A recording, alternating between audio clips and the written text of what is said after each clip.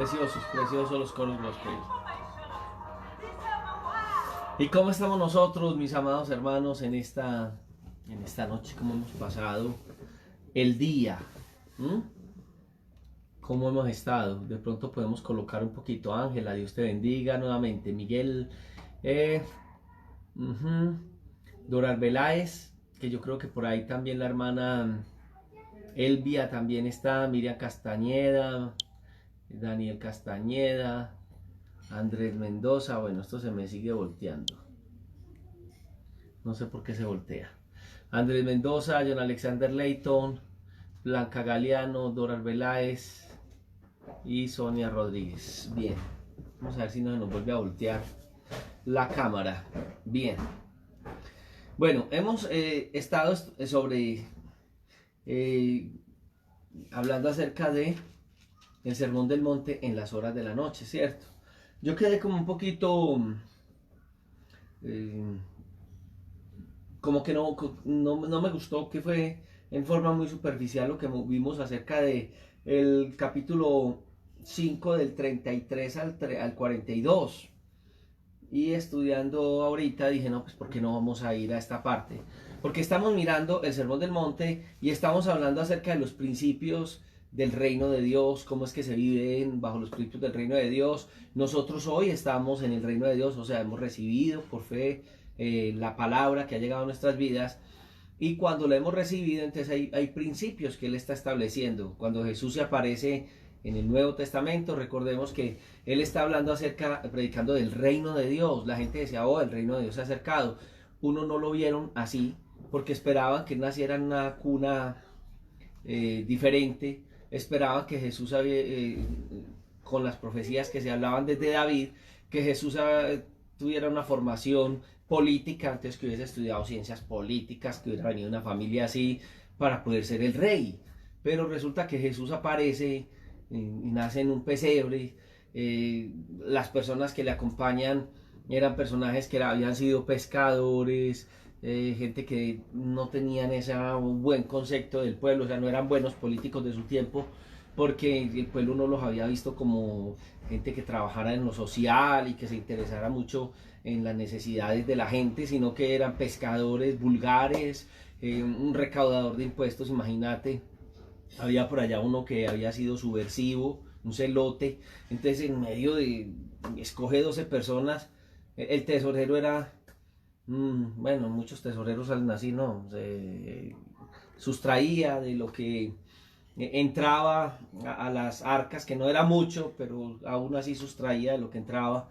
Entonces, en medio de todo esto, aparece Jesús y uno, contradijo todo lo que la gente esperaba. Dos, fuera de contradecir todo lo que la gente estaba esperando en ese sentido, empieza a predicar todo un mensaje antitético. Todo lo que ellos pensaban y la grandeza en el orgullo humano, en las cosas de las grandezas. Para Jesús esas grandezas no son tan grandezas, sino que se basan en el amor, en la humildad, en la transparencia. Y era escaso en su tiempo pensar en eso. Era muy bonito pensar en estas cosas, era como filosofar hermoso, pero de pronto en el concepto de ellos podría ser no más que eso, ¿cierto? Muy bonita la filosofía, pero estamos bajo el Imperio Romano, y si estamos bajo el Imperio Romano, yo creo que lo que necesitamos es otra cosita, y no hablar tanto de amor y todas estas cosas que Jesús nos está planteando. Pues es lo que uno empieza a mirar en la reacción de la gente cuando Jesús predica. Entonces, hablando todo esto, ya vimos que habló sobre las bienaventuranzas, que contradice muchas cosas que la gente piensa, ya hablamos de él. Utiliza dos símiles que nos dice que nosotros somos la sal de la tierra, nosotros somos la luz del mundo. Y habla acerca de cómo él no venía a abrogar la ley, pero a dar un cumplimiento para dar una nueva ley dentro de ellos. Hablamos lo que significa la ley, lo importante que es la ley, la necesidad de la ley, pero el planteamiento que él da acerca de la ley es contrario, pero es algo especial. Y entonces ya empieza a hablar en estas frases, ¿cierto? Oíste que fue dicho, que vimos, decíamos que eran 5.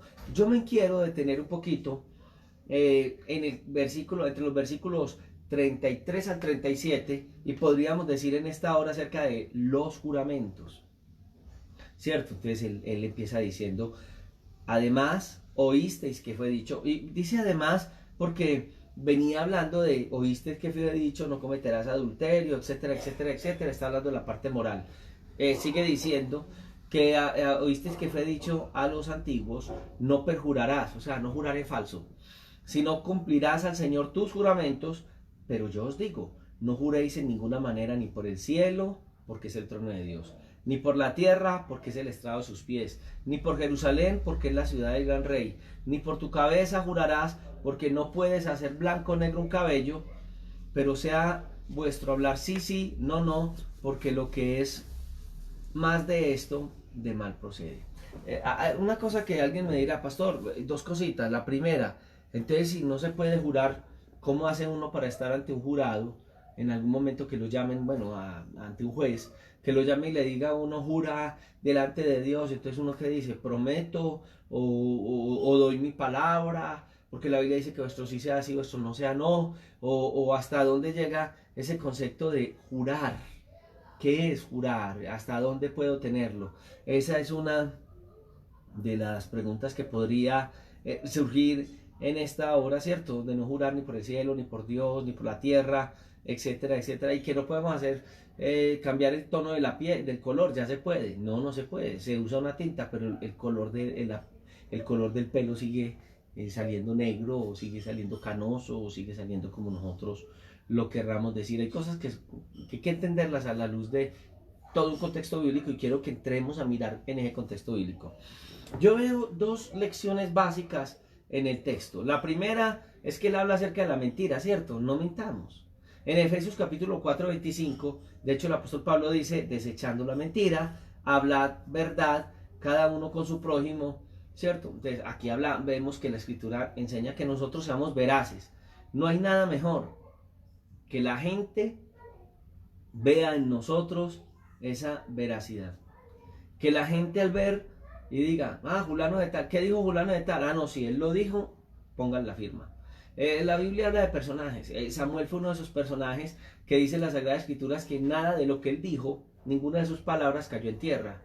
Significaba que era un hombre que todo lo que él decía, el pueblo tenía una total confianza, porque era un hombre de palabra. Esto es algo especial. Entonces aquí esto nos muestra que nosotros como discípulos del Señor debemos ser veraces, debemos decir la verdad, debemos no engañar y cuando prometemos cumplimos las promesas. Yo recuerdo lo que narran, porque realmente no, aunque yo me iba a pasear en mis vacaciones a las casas de mis abuelos y me tocaba sentarme con mi abuelo ya muy viejito, a hablar con los abuelos y ellos hablaban de algo que era la palabra de un hombre valía más que un escrito. Entonces fue algo especial porque yo los vi haciendo eso, aún de mi propio padre. En algún momento se iba a hacer negocios borracho y borracho empeñaba la palabra y al otro día recuerdo una vez que cambió por allá unos electrodomésticos de gran valor por un caballo viejo más malo, más feo, que había sido carretillero. Alguno dirá un táparo que no servía sino para hacer salchichón de barato, dicen algunos por ahí. Y cuando al otro día no había entregado la nevera ni nada, ni los electrodomésticos, le dijimos, ¿usted qué va a entregar?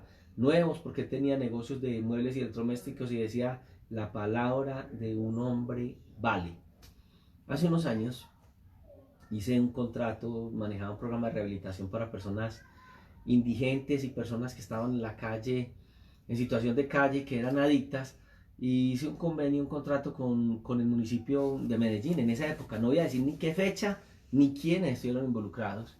Y recuerdo que el secretario de Bienestar Social de turno, que era un pícaro de 7 suelas en ese momento, hicimos un contrato y en el contrato había unas cláusulas pecuniarias y le hicimos, dijimos en esto no vamos, o mejoramos el contrato o no hacemos contrato. No, eso lo vamos a hacer, te lo prometo, vamos a cambiar esto, vamos a hacer esto, cree en mi palabra. Y eso, yo nunca había hecho contratos con el Estado y yo dije, hagámosle. Cuando ya estábamos en el proceso yo le decía, bueno doctor, pero recuerde que aquí tenemos perdido 10 millones de pesos, en ese entonces era un gran dinero, y esto nos está perjudicando. Y él dijo, ¿y cómo así? Y es que, ¿quién se los va a dar? Pues eso lo hablamos nosotros en esto, que ustedes van a poner esta... No, no, no, el contrato dice eso. No, no lo dice, pero usted lo dijo. Qué pena, si no está firmado, la palabra mía no vale nada. Yo le dije, bueno, doctor, menos mal que sé que usted no vale un peso. Ese día me enojé bastante. Y fue difícil porque tuvimos que buscar, era trimestralmente y ya teníamos perdido en esa época como 30 millones de pesos. Hablar hoy como 90 millones de pesos, de dónde íbamos a levantarnos eso. Pero nos tocó duro. La palabra no valía para él. En el caso de la escritura, hermano, más que un contrato, es tu palabra, es mi palabra. Y si nosotros empeñamos la palabra, aquí la escritura nos está mandando a llevarlo. ¿Quieres vivir la fe? Esto es algo en donde tal vez en tus fuerzas no puedes hacerlo, pero es Dios el que nos va a dar la fuerza. Entonces hay que estar ahí, y la palabra nuestra tiene que tener ese sentido, ¿cierto? Ahí es cuando la Biblia dice que nuestro sí sea sí y nuestro no sea no. La palabra de nosotros vale y no necesitamos ningún juramento. Uno escucha que los muchachos, especialmente cuando llegan a cierta edad, uno les dice, ve, hiciste tal cosa. Sí, papá, pero ya es que la otra vez me dijiste lo mismo y no, vea, vea, por cierto, y besan, y que por yo no sé quién bendito, yo lo juro. No, no, no, no, no. En nosotros sencillamente sí es sí, no es no, porque apoyamos lo que decimos en la veracidad que tenemos, y que la gente ve en nosotros esa veracidad. Esa veracidad es acompañada de los principios de la palabra de Dios que obran en nuestros corazones, ¿cierto?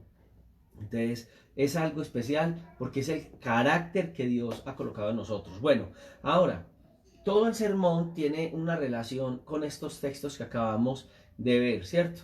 Por ejemplo, en el capítulo, desde que veníamos desde el capítulo 5, hablaba y decía, bienaventurados que los de limpio corazón. Aquí está hablando es en la misma tesis o en el mismo propósito y la proposición que Dios está colocando a nosotros. Dos, nos está mostrando algo, y él lo está diciendo en el verso 20, oiga, si su justicia no es mayor que la de los escribas y lo de los fariseos, y recuérdese que estábamos hablando en ese momento que en el tiempo de Jesús la gente no confiaba en los sacerdotes de su tiempo porque habían visto muchas picardías en los sacerdotes de su tiempo. Qué triste. Ojalá y nosotros como ministros del Evangelio la gente pueda tener esa confianza por lo que ven en nosotros, por el testimonio que ven en nosotros. No es tener una Biblia, no es tener un cleyeman, no es tener una situación que la gente va a creer en sus religiosos, sino que es en nosotros como personas. Y en el caso tuyo como creyente, el mundo va a ver a Jesús en tu vida, entonces tienes que reflejarlo. Ahora, en el capítulo 7 ya va a hablar acerca de, dice que nosotros debemos entrar por la puerta estrecha, porque, ¿cierto? Ancho es el camino para la perdición, angosto el camino para la salvación. Muy bien, y en el 7 también, por allá en el versículo 24, nos va a decir que nosotros tenemos que edificar la casa sobre la roca. Y cuando habla de la roca, pues muchos decimos, sí, la roca es Cristo. La roca es el fundamento colocado por Jesús. O sea que todos los principios de vida, todos los principios de fe que tenemos en Jesús son los que van a edificar esta casa que tenemos sobre la roca. Entonces, cuando él dice no perjurarás o no jurarás falsa testimonio o falsamente, sino que cumplirás al Señor tus juramentos. Tendríamos que mirar cuáles son esos juramentos que la Escritura habla para darle una buena interpretación. Recuerda que nosotros hemos hablado de hermenéutica bíblica.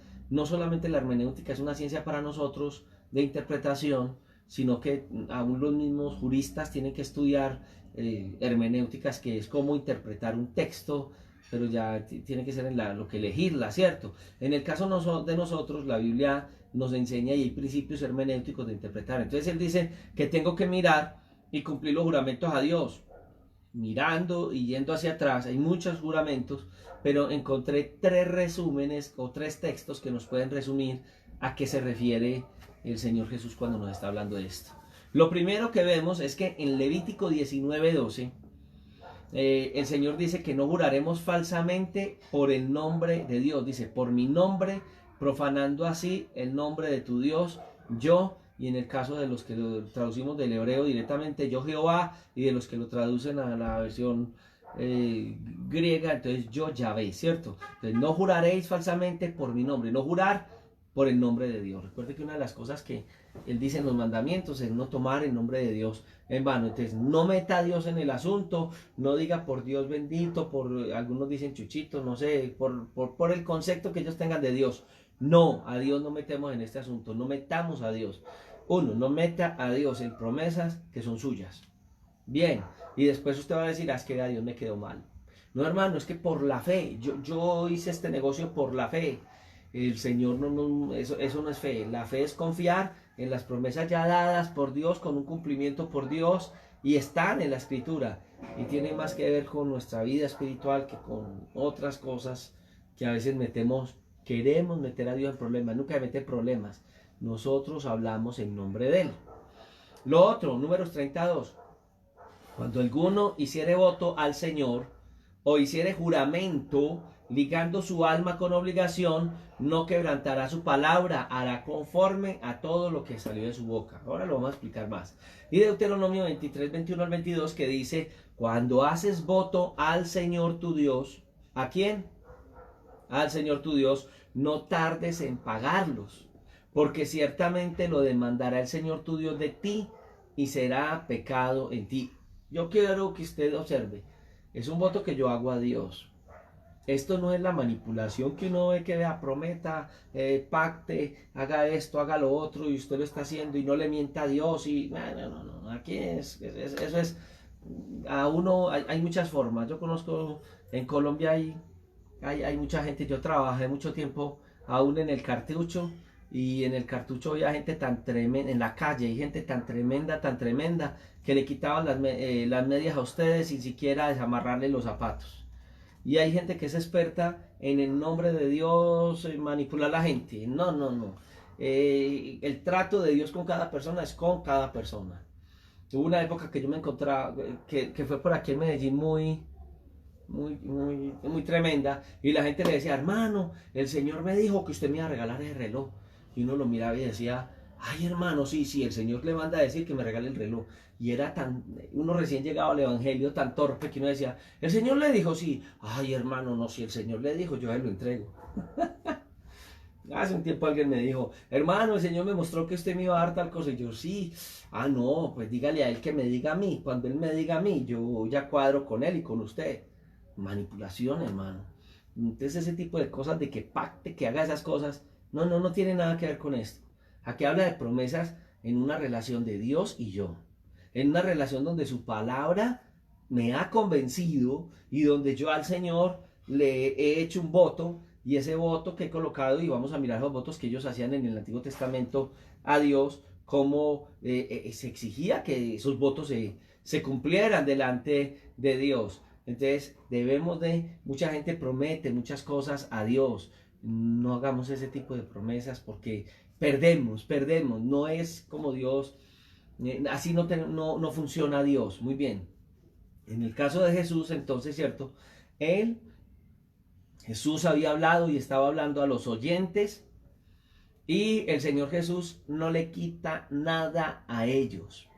Lo que Jesús habla es sencillamente lo que la ley está hablando, y está diciendo cuidado con jurar falsamente, ¿cierto? Y que todo lo que uno promete, uno lo debe de cumplir. En el caso de la Sagrada Escritura, vamos a mirar por todos lados que la Escritura nos va a mostrar, entonces, que nosotros tenemos que cumplirle a Dios. Efesios 4:25 nos decía que desecháramos la mentira, habláramos la verdad, cada uno, y que lo habláramos ¿a quién? A nuestro prójimo. En Apocalipsis 21:8 habla de los mentirosos y la pérdida que ellos tendrán, ¿no? El mentiroso no heredará el reino de los cielos. Bien, entonces aquí la enseñanza que el Señor nos quiere hablar en cuanto a esta parte es sencillamente, primero, las enseñanzas que la palabra tiene son reales para nosotros, siempre debemos decir la verdad, y también otra cosa que dice en Eclesiastés 5, 4 y 5 que es real con esta palabra que él dice, que no quebrantar esta palabra, cuando dice a Dios, cuando hagas promesas a Dios, no tardes en cumplirlas, porque Él no se complace en los insensatos. Entonces dice, cumple lo que prometes. Mejor es que no prometas y no que prometas y no cumplas. Yo he visto más de uno que dice, no, yo no prometo. Si yo hago, yo lo hago, pero yo no prometo. O sea, es gente que nunca tiene compromiso. Entonces, en su relación con Dios, yo no prometo, pero Él sabe, Él sabe. No, hay cosas en la vida donde uno tiene que colocar de antemano la palabra y uno la va a cumplir. ¿Por qué? Porque tiene uno al Señor en su corazón. Bien, entonces las enseñanzas del Antiguo Testamento están siendo reforzadas por Jesús en ese sentido. Jesús no vino a abrogar los principios de Dios, ¿cierto? La ley del Señor es perfecta, la ley del Señor convierte el alma. Dios tiene un pensamiento único, Dios es inmutable, o sea, Dios no cambia. Entonces la gente dijo, no, Dios dijo una cosa, y al otro día, no, es que, no, Dios ya me dijo que... Uno ve en el caso muchas personas que vienen a la iglesia. Hermano, el Señor me mostró. ¿Y usted está seguro que Dios le mostró? ¿Y cómo le mostró? No, yo abrí un pasaje de la Biblia y me dijo que hiciera esto y lo hice y yo creo que Dios va a orar. A los meses, a las semanas, hizo un negocio, le salió mal. Oye, ¿qué pasó con el negocio si usted no dijo que Dios le ha mostrado? No, hermano, es que Dios ya me mostró que no, que era mejor que no. Pero usted lo hizo, sí, perdió el dinero, sí. Y entonces, ay, hermano, no, es que yo no sé, el Señor es tan raro, hermano. Dios no es raro. Dios es Dios. Dios no cambia. Los que cambiamos somos nosotros. O escuchó mal la voz de Dios, no meta a Dios en problemas. Y hay gente que cree que la Biblia es como la bola mágica, ¿cierto? Entonces la gente abre la Biblia ese día y dice, Dios mío, ¿qué me vas a hablar hoy? No, no puede ser. Ejemplos hemos colocado. El ejemplo que me daban en el seminario bíblico, no. Abrí la Biblia y Judas se ahorcó. ¿Cómo así? El tipo estaba mal. Ese día estaba, yo no sé si estaba en una crisis como la de estos días. Encerrado en la casa con la mujer y la suegra.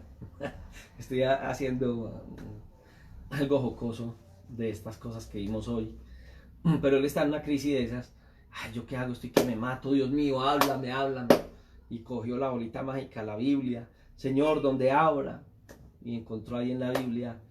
Y lee, Judas se ahorcó. No, en serio, cerró la Biblia. Ahora sí, Señor, no. Háblame de verdad. Ahora sí, a la mano de Dios. A la 1 y a las 2 y a las 3 abrió la Biblia. Y encuentra el pasaje, en la porción del pasaje que dice, haz tú lo mismo. Y él dice, ¿cómo así Judas se ahorcó? No, eso no es de Dios. Señor, ahora sí le hago caso. En la tercera es la vencida. A ver. Y le sale el texto donde el Señor le dice, lo que has de hacer, hazlo pronto. Imagínese, Judas se ahorcó, haz tú lo mismo, y lo que has de hacer, hazlo pronto. No sé si se haya ahorcado, pero en esa jocosidad que nosotros manejamos frente a esas malas decisiones que la gente toma, porque creen que la Biblia es eso, ¿no? En la Biblia encontramos los principios de Dios. Está la doctrina. ¿Qué es doctrina, pastor? Porque es que uno habla de doctrina. Doctrina son los principios bíblicos. Usted va, por ejemplo, al servicio militar y está la doctrina castrense. No solamente cuando usted lo hace, sino todo lo que funciona ahí tiene una forma de hacerlo. Hay todos unos parámetros, hay toda una normatividad dentro de lo que ellos manejan en la parte militar. Y es la doctrina castrense. La doctrina bíblica son los principios de la Biblia, que cuando yo los encuentro en la palabra y los aplico en la vida, en mi propia vida, son de bendición. Entonces Dios a través de la palabra me da principios y cuando aprendo a llevar mi vida bajo los principios de la palabra, no tengo que buscar una bola mágica, no tengo que buscar a un profeta de estos tiempos diciendo, hermano, debo de hacer esto, no, debo de trabajar o no, hermano, después de este tiempo, ¿será bueno que me quede trabajando o está muy buena la casa para quedarme durmiendo? ¿Qué hacemos? Por Dios. La Biblia dice el que no trabaje, que no coma, ¿cierto? Entonces, eso es un poco de cosas que uno encuentra que la gente, no, Dios me mostró que no volviera a trabajar, que Él me va a bendecir de aquí en adelante. Creo que estás escuchando una voz que no es la voz de Dios, porque en la escritura se muestra otra cosa. Todos trabajamos, los que le servimos a Dios, todos trabajamos y laboramos, y quienes servimos a Dios debemos ser debemos de hacer esta labor mucho más que cualquier otra persona.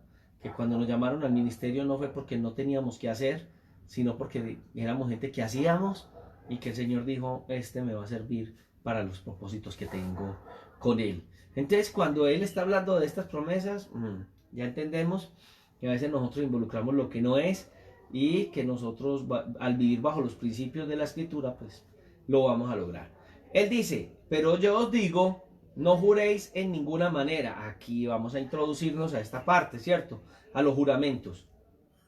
Él dice en ninguna manera, ¿cierto? Entonces dice, no juréis en ninguna manera, pero va a colocar palabras calificativas. No juréis en ninguna manera ni por el cielo, ni por la tierra. Ah, no está diciendo que no juremos. No está diciendo que no juremos. Está diciendo que no juremos ni por el cielo, ni por la tierra. Ah, y yo he conocido gente que se ha metido en problemas, aún hasta legales, porque los llevan y tienen que hacer ese juramento. Jura ante Dios y ante Colombia o ante la ley, no sé qué. Y él dice, no, no puedo jurar, puedo decir prometo. No, es que tiene que decir que jura. No, es que la Biblia prohíbe jurar. Jurar ni por el cielo, ni por la tierra, ¿cierto? En Lucas 9:3, que recuerden que estamos en las mañanas estudiando cómo interpretar la Biblia, algo de exégesis y hermenéutica, y nos damos cuenta de que tenía que leer todo el contexto y leer los textos que están a la par, las narraciones que son paralelas a esta. En Lucas 9:3 dice que les dijo, no toméis nada para el camino, ni bordón, ni alforja, ni pan, ni dinero, ni llevéis 2 túnicas. Muy bien. Entonces la pregunta es, ¿dice no toméis nada para el camino? ¿O dice no toméis bordón, alforja y pan? Está colocando un ejemplo, ¿cierto? Si usted va a Lucas, a Mateo, vámonos para Mateo, aquí estamos en Mateo, capítulo 10, 5 textos más adelante, versículo 9 al 11, está diciendo, no os proveáis el oro, ni plata, ni cobre en vuestros cintos, ni de alforja para el camino, ni de 2 túnicas, ni de calzado, ni de bordón, porque el obrero es digno de su salario. Muy bien, y el 11 dice, mas en cualquier ciudad o aldea donde entréis, informaos quién en ella sea digno y posad allí para que salgáis. Muy bien, entonces aquí está explicando este asunto mucho mejor, porque está hablando de cosas que son excluidas y prohibidas y que la gente no las debería hacer, ¿cierto? Entonces, es que a veces nosotros como que tomamos la escritura y la interpretamos sin la parte contextual y salimos con unas situaciones, unos horrores o unos errores, ¿cierto? Y es tremendo lo que nosotros hacemos. En el 21, ¿se acuerda? El versículo 21 decía que el Señor, ¿se acuerda que el Señor decía que había una prohibición del Antiguo Testamento? ¿Cuál era? No matarás. Pero hay que mirar en qué momento, ¿cierto? Cualquiera que matare será culpable de juicio, pero yo os digo, cualquiera que se enoje contra su hermano, pues ya está haciendo a lo que había dicho el Señor en el Antiguo Testamento, está haciendo como una ampliación del concepto, porque ya habla es como de matar espiritualmente, ¿cierto? Entonces ahí es especial cuando lo estamos viendo. Muy bien. Ahora, hay otro texto que uno puede mirar, por ejemplo, Romanos 13:4.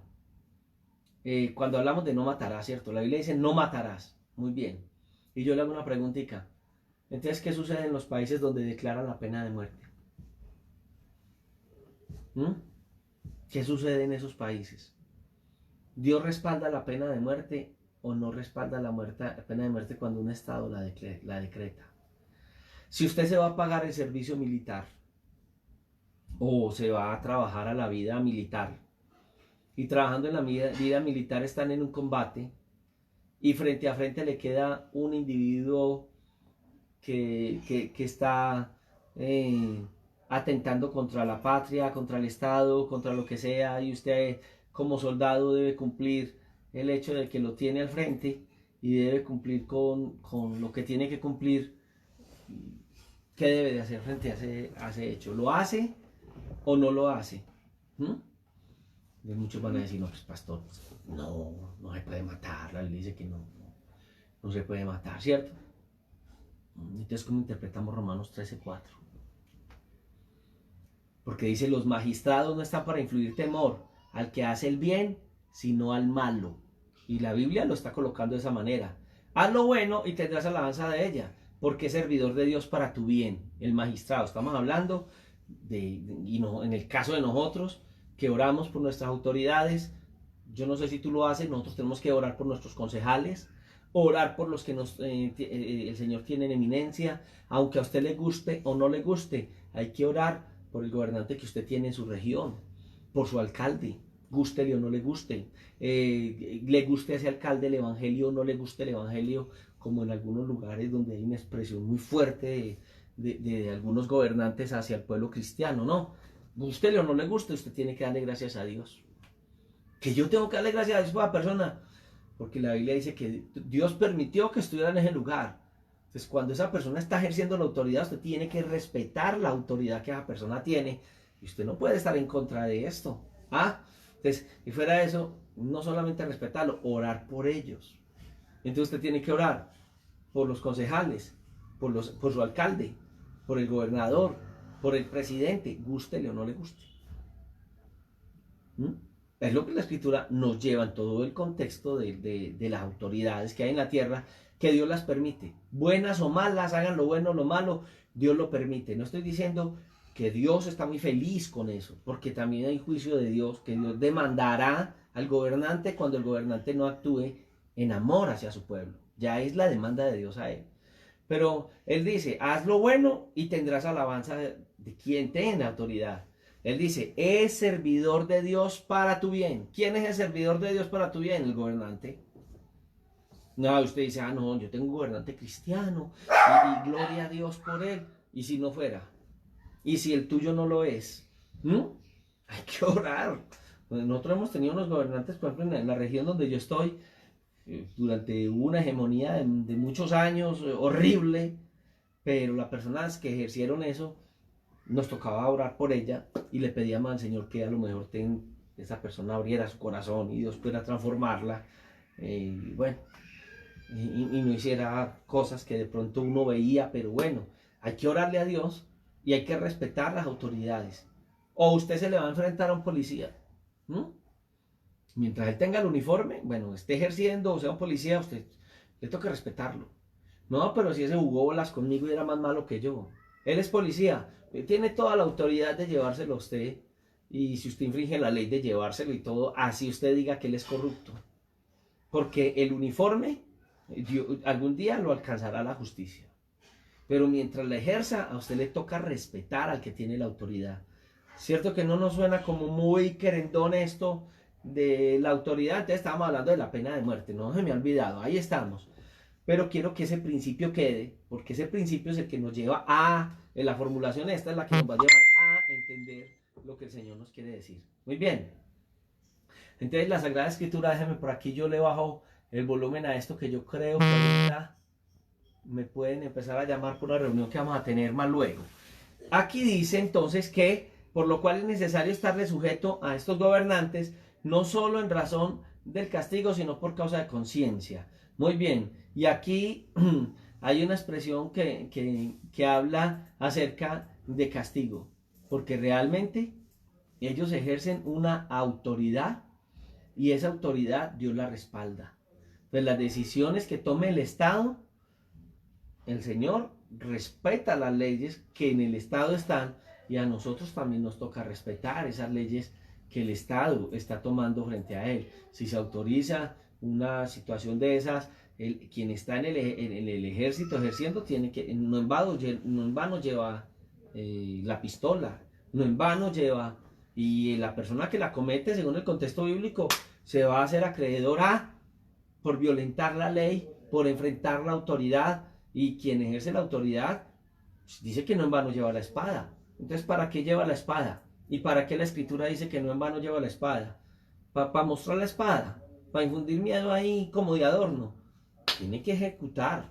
En ese entonces era la espada. Hoy en día es un revólver, es una pistola, yo no sé. y en el ejercicio de la ley lo tendría que hacer el que lo ejecuta. Muy bien.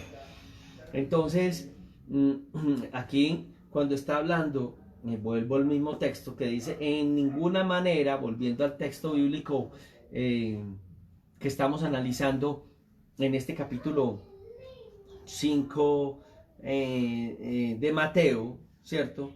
Desde el 21 en adelante, 21 no, estamos entre el 17 el 33 y el 37, perdón. Ahora sí, está hablando entonces de esta forma como nosotros debemos de hacerlo. Entonces dice, además habéis oído que fue dicho a los antiguos, no jurarás, sino que cumplirás al Señor tu juramento, pero yo os digo, no juréis de ninguna manera, ni por el cielo, ni por el trono de Dios, ni por la tierra, porque Él es estrado sus pies, ni por Jerusalén, porque es la ciudad del gran rey. Muy bien, entonces nosotros hablando de esto, no debemos de jurar a la ligera o jurar con hipocresía. Y es lo que uno está mirando, que el Señor condena, aún por allá en el capítulo 23 del mismo libro de Mateo, del 16 al 22, que dice, y le dijeron ellos lo que estos dicen, y Jesús les dijo, si nunca habéis leído, bueno, está hablando acerca de cuando Jesús echa a los mercaderes del pueblo, que vienen los escribas y los fariseos, y mirando las cosas que el Señor había hecho y que la gente aclamaban al Señor Jesucristo y le decían, Osana, Osana, al Hijo de David. Entonces ellos dicen, sí, ve lo que esta gente está diciendo, y Jesús le dice, si nunca leíste de la boca de los niños y de los que maman, perfeccionaste ¿qué? La alabanza. Muy bien, y dice, y dejándolo salió afuera, y dice que por la mañana volvieron a la ciudad y tuvo hambre, y viendo una higuera cerca, no estoy en el versículo exacto que el Señor nos está, sí está ahí. Y viendo la higuera cerca del camino, vino a ella y no halló nada en ella, sino que hubo hojas, y les dijo, nunca más nazca de ti fruto, y luego se secó la higuera. Y viendo esto, sus discípulos decían maravillados, ¿cómo es que seca la higuera? Y respondió Jesús, les dijo, de cierto os digo que si tuviereis fe y no dudareis, no solo haréis esto en la higuera, sino que si a este monte dijeres, quítate y échate en el mar, será hecho. Y todo lo que pidieres en oración creyendo, no es el texto. Qué pena con ustedes, mis amados hermanos, y extravié el texto bíblico. Tomemos otro texto bíblico que sí tengo en la mente, y es el de Santiago 5:12, que dice, pero sobre todo, hermanos míos, no juréis ni por el cielo, muy bien, ni por la tierra, ni por ningún otro juramento, sino que vuestra sí sea sí, y vuestro no sea no, para que no caigáis entonces en condenación. Entonces aquí estamos viendo que hay un concepto que la Sagrada Escritura nos está dando, ¿cierto? Dice que no juréis ni por el cielo ni por la tierra. Y acuérdense que el texto que nosotros acabamos de ver al comienzo está hablando que no podemos jurar mezclando a Dios en nuestros asuntos. Entonces cuando dice no juremos de ninguna manera, es por el cielo y por la tierra. Esa sería como la conclusión de esto. El texto de Mateo se los voy a buscar y mañana se los organizo, que habla acerca del juramento. Claro que yo tengo ya a Anderson, al muchacho inquieto, a alguno de los hermanos que les gusta apoyarme en esto. Ayúdenme si es que el texto es el de Marcos no, bueno, uno de los textos bíblicos que está extraviado, o es el 13, que habla de jurar. Yo lo tengo como Mateo 23 del 16 al 22 acerca de jurar. Muy bien. Ahora, hay otra cosa que uno va a ver. Ya hablamos de de jurar por el cielo, ¿cierto? Y mezclar a Dios en este. Hay otra cosa que se ve, y es que lo lee uno, por ejemplo, en el libro de Hebreos, hablando de juramento, ¿cierto? Capítulo 6, versículo 13 del libro de Hebreos, que va a contradecir ese concepto que algunos tienen de no jurar. ¿Se puede o no se puede jurar? Ya vimos que no se podía jurar por el cielo ni mezclando a Dios en los asuntos. Hebreos 6:13, que dice, por cuanto Dios está hablando de Jesús como nuestro sumo sacerdote, ¿cierto? que el velo del templo se va a romper y ese velo que se rompe nos da entrada a nosotros al reino de los cielos. Y viene hablando cómo es que el Señor nos va llevando y va haciendo la obra de Cristo para llevarnos a la perfección. Entonces ya en el versículo 13 de ese capítulo 6 dice, por cuanto Dios hizo la promesa a Abraham, no pudiendo jurar por otro mayor, juró por sí mismo. Está hablando en el caso de Abraham, que Abraham juró por sí mismo. En el mismo 7:21 también, 7:21, nos va a decir, porque los otros ciertamente sin juramento fueron hechos sacerdotes, pero este con el juramento del que le dijo, juró el Señor y no se arrepentirá, tú eres sacerdote para siempre según el orden de Melquisedec. Entonces está hablando, ya es un juramento que hizo Dios como tal, y está hablando de ese juramento en Cristo Jesús también, ¿cierto? Y en Mateo 26:63 dice que el sumo sacerdote le dice al Señor Jesús, te conjuro por el Dios viviente que nos digas si eres Cristo, el Hijo de Dios. Y Jesús pues le dijo que tú lo has dicho. Muy bien, entonces fue una respuesta afirmativa y no es algo que nosotros vemos como, ¿cómo así? ¿Cierto? Te conjuro por el Dios viviente. ¿Quién lo estaba haciendo? El sumo sacerdote hacia el mismo Señor Jesucristo, y bajo juramento el Señor Jesucristo contestó.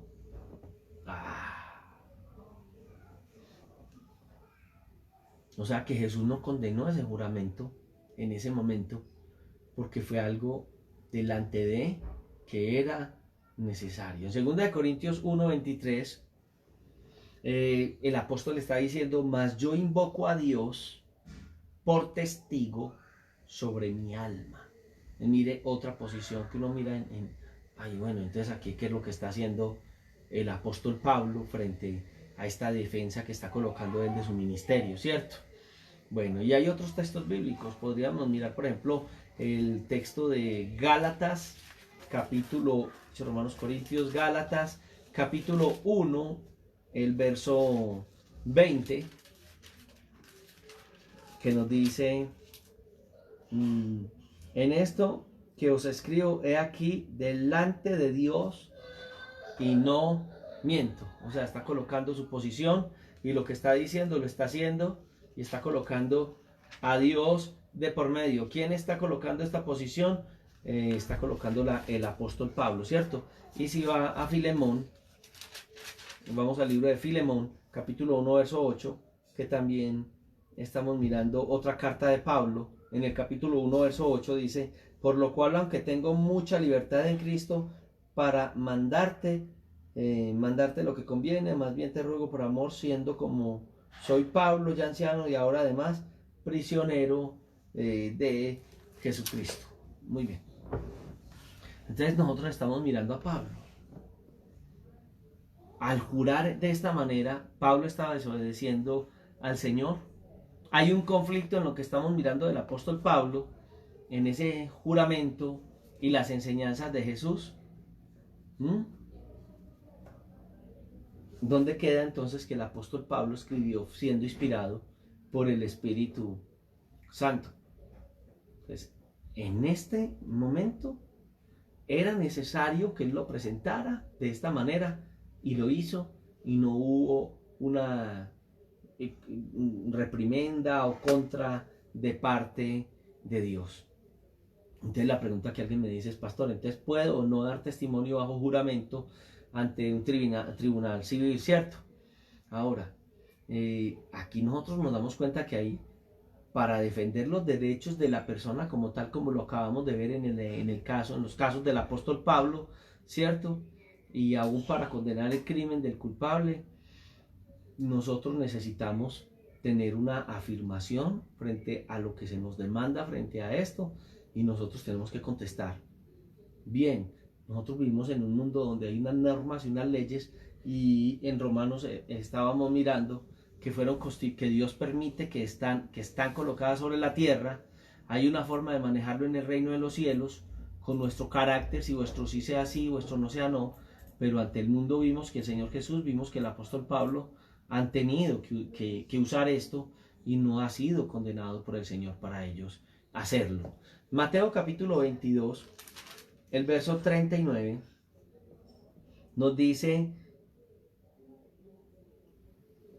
Jesús está hablando acerca de los mandamientos, ¿cierto? El segundo mandamiento, entonces dice, el segundo es semejante, porque estaba hablando, bueno, yo quiero leerlo desde antes, a veces leo un texto si no tengo el contexto y tengo que hacer todo el enfoque con ustedes.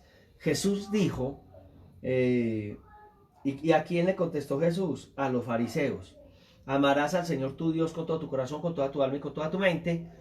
Este es el primer y gran mandamiento. Y el segundo, ahí entramos a este, es necesario amar a tu prójimo como a ti mismo. Y de estos dos mandamientos termina diciendo, depende toda la ley. Es que importante que nosotros podamos tener claridad frente a esto para que entendamos que el amor al prójimo requiere que nosotros, cuando seamos llamados por la justicia, nosotros entonces traigamos nuestro testimonio y tengamos que hacerlo bajo lo que nos está pidiendo el Estado, que es el juramento en ese sentido. Ya en Mateo 7:22, cuando vamos a, creo que habla de la regla de oro, ¿cierto? Entonces, no, 7:12, dice, así que todas las cosas que queréis que los hombres hagan con vosotros, así hacedlo vosotros con ellos, porque esta es la ley y los profetas. Muy bien.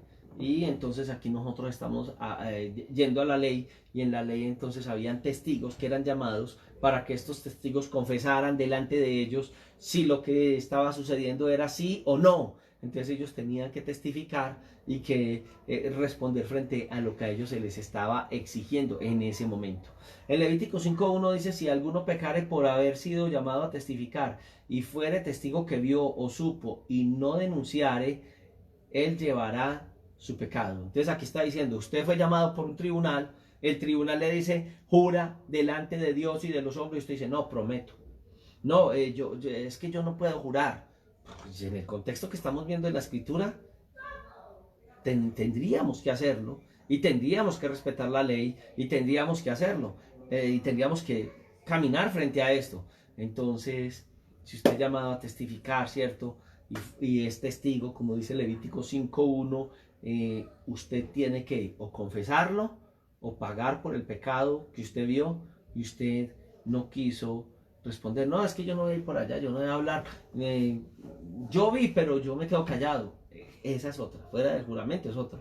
Vemos en el texto que usted va a cargar con el pecado de otro. Y a usted Dios le va a demandar el pecado de otro. ¿Por qué? Porque usted lo vio y usted se quedó callado. ¿Ah? Muy bien.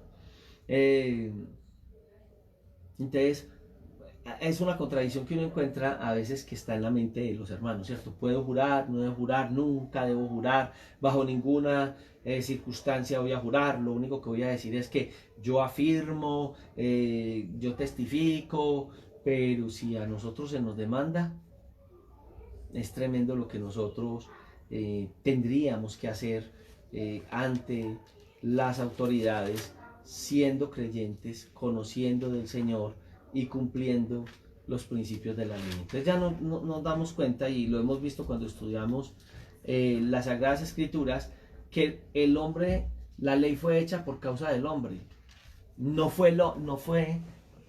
La ley fue hecha por causa del hombre, no el hombre hecho por causa de la ley.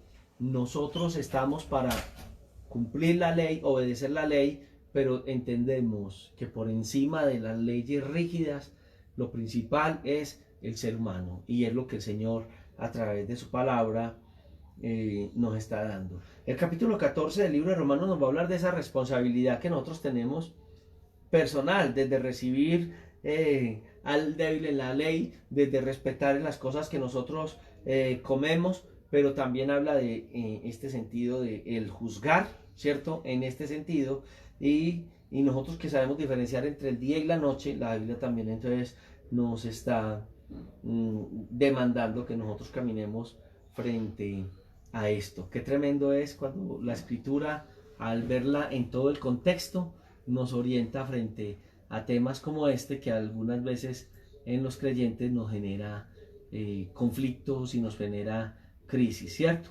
Entonces recuerde que él dijo que no eh, juremos ni por el cielo, ni por la tierra, ni por la cabeza, ¿cierto? Entonces, aquí lo que más está hablando en el concepto del jurar es que muchas veces la gente lo hace para, eh, hipócritamente, para poder que la gente crea algo que puede ser verdad o puede no serlo. En la mayoría de las ocasiones, la gente tiene que echar mano de esto para que les crean, porque su testimonio no es verdadero, ¿cierto? Entonces le echan la culpa a Dios, meten a Dios de por medio y tal vez el Señor diciendo: a mí no me metan en esas cosas que son sus asuntos, vuestro sí sea sí y vuestro no sea no. Muy bien. En Números 32 habla acerca del juramento y dice que el que jura liga su alma con obligación, y ese juramento que la persona dio, según nos dice Números 32, liga a la persona en eso, y la persona que lo hace entonces tiene que cumplir con la palabra que tenía. Entonces, ¿cuál sería el remedio para nosotros solucionar todas estas palabras? Hablar según verdad. Santiago 5:12 dice que vuestro sí sea sí y vuestro no sea no. Ya no estoy hablando frente al juez, frente a quien nos demande en ese sentido, sino que lo estamos viendo en cuanto a nuestro diario vivir. ¿Para qué jurar si nuestra vida tiene un valor de peso? Y vuelvo al mismo: si una persona, hablando de los antiguos, solamente su palabra valía, entonces en este momento nuestra palabra tiene el peso de Dios. No necesitas decir por un Dios bendito, coloco a Dios de por medio, yo lo juro por Dios, delante de Dios lo estoy diciendo. Pues claro, todos sabemos que lo estamos diciendo delante de Dios. Si eres una persona de carácter, que estás con el Señor, solamente dices sí, sí, no, no. Y quienes te conocen y te rodean, lo único que pueden decir es: ¿quién dijo eso? El hermano Julano de tal. Ah, no, si el hermano Julano de tal lo dijo, como decíamos en la tradición, no, es palabra de Dios, y no faltará el que diga te alabamos, bueno, porque es nuestra expresión. O sea, nosotros nos conocen por la palabra, tenemos al Señor en nuestro corazón, y cuando es la voz de un hombre de Dios, la voz de alguien que ama a Dios, la gente va a respetar. Por eso nosotros no necesitamos ya en el diario vivir, no lo estoy hablando ya delante del juez, que ya vimos a través de la escritura que teníamos que delante del juez, si nos pide juramento, la Biblia nos afirma que sí, desde que nosotros no nos juremos ni colocando a Dios ni por el cielo ni por cierto, ya lo habíamos visto. Muy bien, entonces en este caso, ya en nuestro diario vivir no necesitamos colocar nada de eso, y nunca meta a Dios. Eso sí, la escritura dice que no tienes que meter a Dios en nada de lo que tú haces, ¿cierto? Entonces, vemos que a la luz de todo el contexto bíblico, Dios juró, Cristo juró, Pablo juró. Lo que estamos viendo es que jurar, ¿por qué? ¿Por qué la Biblia dice no jures por esto, ni esto, ni esto? Porque ahí es donde nosotros tenemos entonces esa condenación que Dios está ahí. Y jurar en verdad, no quebrantar nuestras palabras, no profanar el nombre de Dios, ¿cierto? Eso es caminar por el camino angosto, eso es edificar la casa sobre la roca, y eso es lo que el Señor en muchas ocasiones dice: ojalá que vuestra justicia sea mayor que la de los escribas y la de los fariseos. Muy bien, entonces el problema va a ser el del corazón, el de nosotros tener una disposición delante de Dios, y que la gente, al conocer nuestro corazón, entienda que nosotros le servimos y amamos a Dios. Usted no tiene que decir que usted ama a Dios. Hay gente que dice: yo amo tanto a Dios, y uno dice: tanto. Ay, ¿cuánto será tanto? Porque es que cuando la gente dice yo amo tanto a Dios, uno se imagina un mundo, ¿cierto? Como les decía a mi niña, mi nieta: me ama así. ¿Cuánto me amas? Y hay tanto, así, grande, grande, grande. Queriendo decir que, hermano, nosotros nunca vamos a amar tanto a Dios, y no lo vamos a expresar. Cuando la gente ve nuestras actitudes, la gente va a decir: ¿se acuerda? Mira cuánto ama. tomando esa expresión bíblica, pues que no es hacia nosotros directamente. ¿Será que en esta noche nosotros tenemos que bajar nuestra cabeza y reconocer que necesitamos a un Dios poderoso? Necesitamos que Dios haga en nosotros esa preciosa obra y necesitaríamos decirle al Señor: aquí estoy, toma control de mi vida, de lo que yo soy, y haz conmigo como tú quieres que yo haga. Gracias. Gracias, Señor, por tu misericordia y bondad. Ayúdanos a caminar según verdad. Ayúdanos, Señor, que nuestras palabras sean una expresión directa y verdadera del corazón, y que lo podamos hacer para tu gloria y tu honra. Gracias, Señor. Yo quiero saludar en esta noche a quienes están con nosotros: la hermana María Élida, muy bien. El pastor Obed Pérez, qué bendición, hermano Obed Pérez. Yo creo que él todavía vive en los Estados Unidos. Hace muchos años nos conocemos. Pastor Lisandro Sánchez, también. Pastor Obed, Pastor Lisandro Sánchez, Pastor Mauro Quintero, Anderson Anaya, Pastor Rosendo Guerrero, la hermana Lina Margarita Hoyos, Gloria Vasco, Juan Fernando, Milena Álvarez, Marta Londoño, Jonathan Monsalve, Albeiro, hermano Albeiro, Dios te bendiga, Albeiro, Marcela Ariza, John Edward, Dios te bendiga, ¿cómo estás?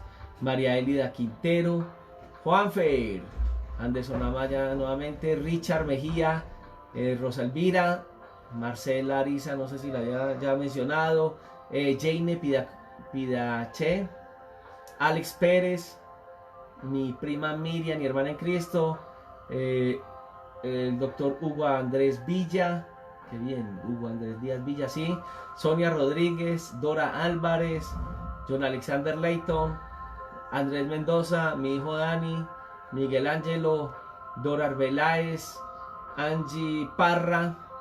Bueno, aquí estamos todos. Dios les bendiga en esta noche. Descansen, nos veremos mañana a las 11.